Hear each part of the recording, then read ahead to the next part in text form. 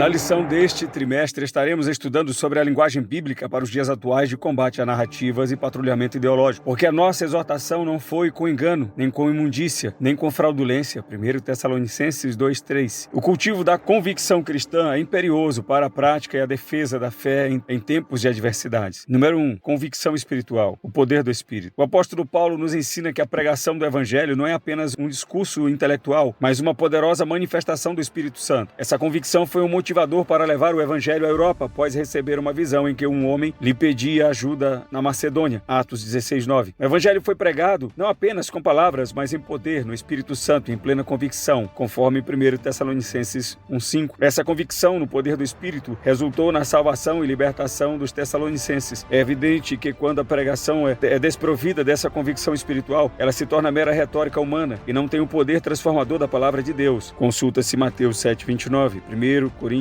capítulo 2, versículos de 1 a 5. A confiança em Deus. Paulo também compartilha sua experiência de ter sido espancado e preso em Filipos antes de pregar em Tessalônica. Apesar das adversidades, sua fé não vacilou. Na prisão, ele e Silas oraram e cantaram hinos a Deus, conforme Atos 16:25. Com essa mesma confiança em Deus, eles seguiram para Tessalônica e proclamaram ousadamente o Evangelho. 1 Tessalonicenses 2:2. Essa história nos encoraja a não desanimar na pregação do Evangelho, mesmo diante de perseguições e ameaças. Apocalipse capítulo 2, versículo 10. Fidelidade na pregação. Paulo enfatiza que a mensagem que ele e seus companheiros pregaram em Tessalônica não foi baseada em enganos, impurezas ou fraudes. 1 Tessalonicenses 2:3. Ele rejeita qualquer forma de falsidade na proclamação do Evangelho, destacando que a doutrina cristã não se origina em fábulas inventadas, condutas imorais ou artifícios enganosos, conforme 2 de Pedro 1:16. Em vez disso, o Evangelho é de Deus e os mensageiros são comissionados para agradar a Deus, não aos homens. 1 Tessalonicenses 2:4. Isso nos lembra da importância de manter a fidelidade na pregação, rejeitando qualquer compromisso com a falsificação da palavra de Deus e anunciando Cristo com sinceridade, conforme 2 Coríntios 2:17. A convicção espiritual é essencial na pregação do Evangelho, pois é o poder do Espírito Santo que transforma vidas. Confiança inabalável em Deus, mesmo diante de adversidades, é o elemento fundamental na missão de espalhar a mensagem de Cristo. Além disso, a fidelidade na pregação é crucial, pois a verdade do Evangelho não deve ser comprometida por enganos e impurezas. Em última análise, a convicção espiritual, a confiança em Deus e a fidelidade na pregação são exemplificados pelo apóstolo Paulo. São pilares fundamentais para o avanço do reino de Deus na terra. O exemplo de Paulo em confiar no Espírito Santo, em vez da sabedoria humana, é congruente com sua abordagem em Coríntios.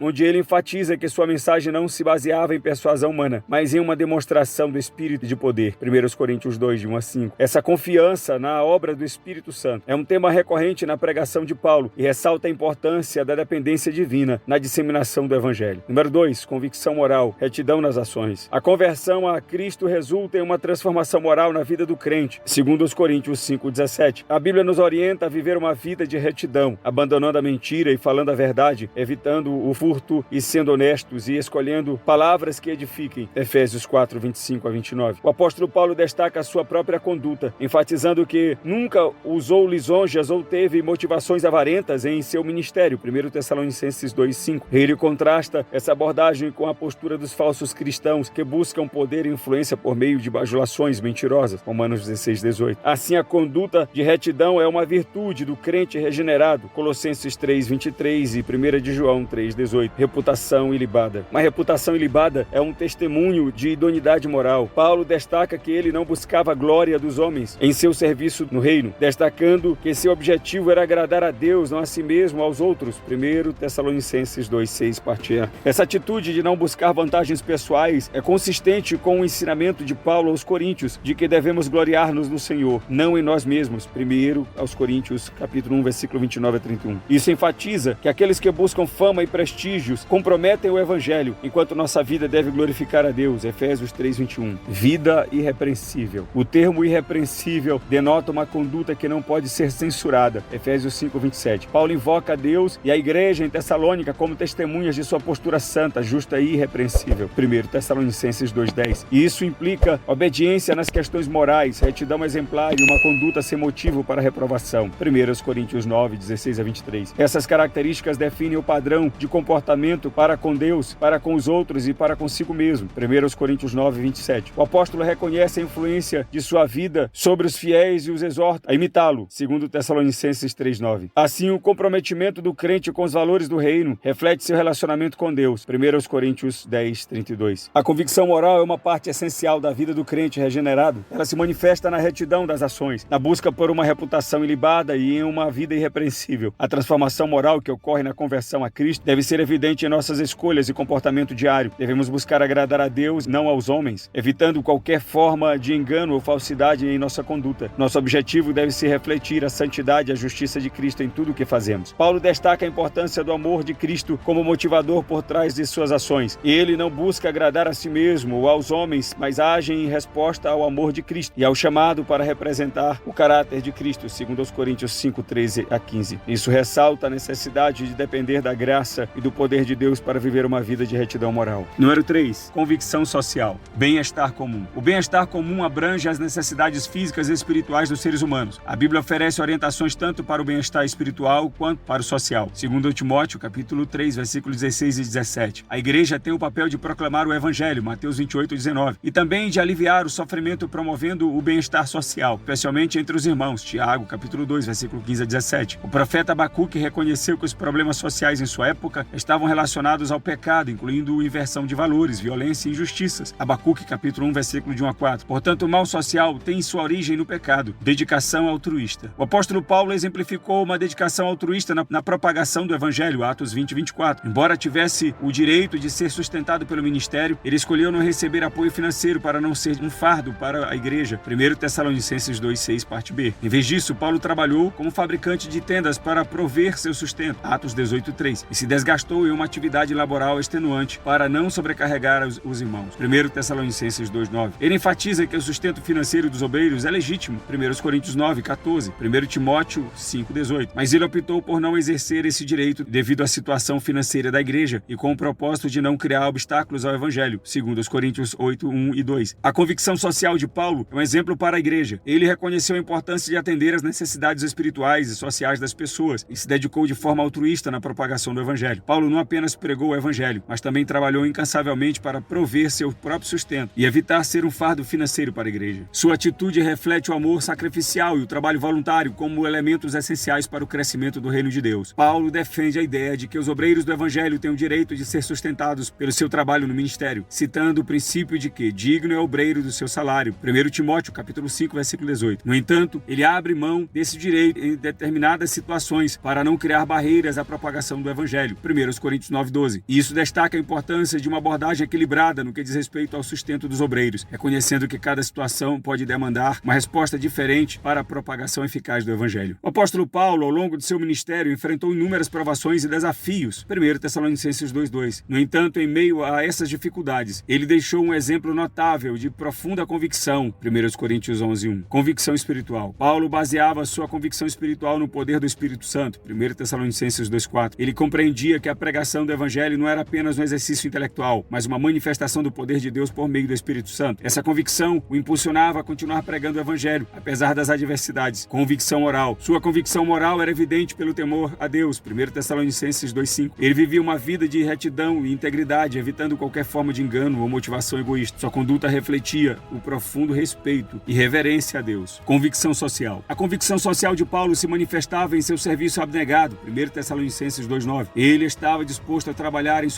com suas próprias mãos, fabricando tendas para não ser um fardo financeiro para a igreja. Sua vida exemplificava o amor sacrificial e a disposição de servir aos outros em nome de Cristo. Hoje, em nossos tempos, enfrentamos desafios semelhantes na defesa dos interesses do reino de Deus na terra. Precisamos buscar e cultivar essa mesma firme convicção espiritual, moral e social que Paulo demonstrou. Isso nos capacitará a enfrentar as adversidades, a proclamar o evangelho com poder e integridade, enquanto servimos aos outros com amor e abnegação. 1 Tessalonicenses 2:2. Antes, depois de termos sofrido e sido ultrajados em Filipos, como sabeis, tornamo-nos ousados em nosso Deus, para vos falar o evangelho de Deus em meio a muita luta. 1 Coríntios 11:1. Sede meus imitadores, como também eu sou de Cristo. 1 Tessalonicenses 2:4. Mas assim como fomos aprovados por Deus para que o evangelho nos fosse confiado, assim falamos, não para agradar a homens, mas a Deus que prova o nosso coração. 1 Tessalonicenses 2:5. Porque, como bem sabeis, nunca usamos de palavras lisonjeiras, nem houve um pretexto de avareza. Deus é testemunha. 1 Tessalonicenses 2:9. Porque vos lembrais, irmãos, do nosso labor e fadiga, pois trabalhando noite e dia, para não sermos pesados, a nenhum de vós vos pregamos o Evangelho de Deus. Tenha uma boa aula e Deus abençoe.